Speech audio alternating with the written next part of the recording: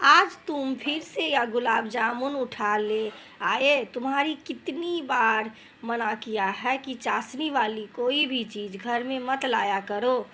कितनी ही तुम्हारा ध्यान रख लूँ, फिर भी तुम ऐसी बचकाना हरकत कर ही देते हो। अब एक काम करो, इनको फ्रिज में मत रखना। अरे, इनको फ्रिज में नहीं रखूँगा तो बाहर तो इनमें चींटियाँ हो जाएगी। तुम फिर मेरी जान खाओगी। यह चाशनी वाली मिठाई लाने की तुम तो घर में भी अच्छी मिठाइयाँ और खीर बनाना बंद कर दिया। हम इस उम्र में अच्छी अच्छी चीज़ों का खाने के लिए मोहताज हो जाएं। बेचारे हमारे छोटे छोटे बच्चे, वह भी क्या सोचते होंगे। कैसी हिटलर मम्मी से पाला पड़ गया है। यार, तुम कुछ भी कहो, मुझे तो खाने के बाद में अच्छा सा मीठा चाहिए ही चाहिए। ठीक है, खा लो मेरी तरफ से तो। और जब मम्मी जी मांगेंगे तो ना तो उन्हें मैं भी दे देना, और जब उनका शुगर बढ़ जाए तो फिर उनमें से या मुझसे कुछ मत कहना। अरे बाबा, तुमसे बच्चों को लेकर जाकर बाहर खा लो, पर नहीं, तुम्हें घर में ही लाकर ही खानी है। क्या इन सभी चीज़ों को देखकर मम्मी जी का मन इन्हें खाने को नहीं करता होगा।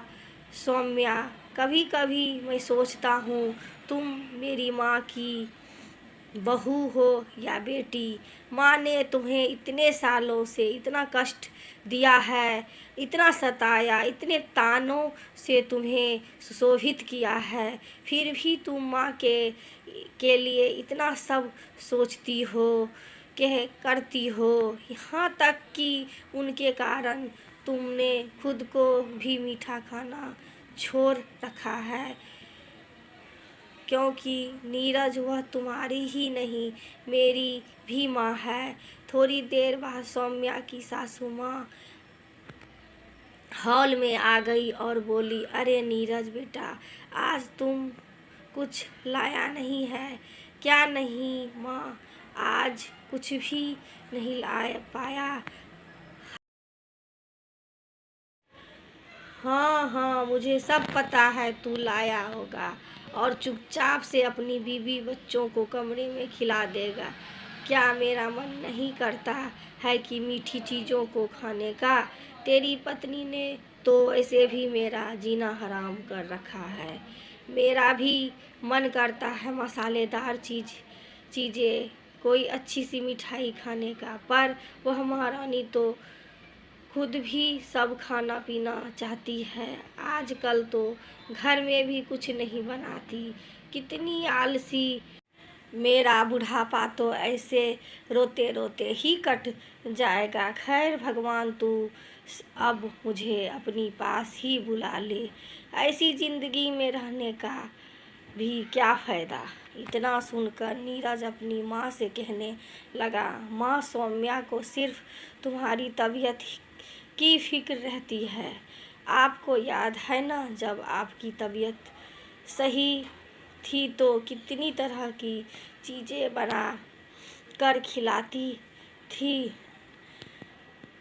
हालांकि आपने कभी भी उसका मनोबल नहीं बढ़ाया, उसे कभी प्यार नहीं किया। आज वह आपकी डायबिटीज़ और हार्ट की प्रॉब्लम की वजह से आपके खाने का कंट्रोल रखती है, और आपकी वजह से वो स्वयं भी इन चीज़ों को नहीं खाती पीती है। आप सौम्या में हमेशा ही कमियां निकालती रहती हो।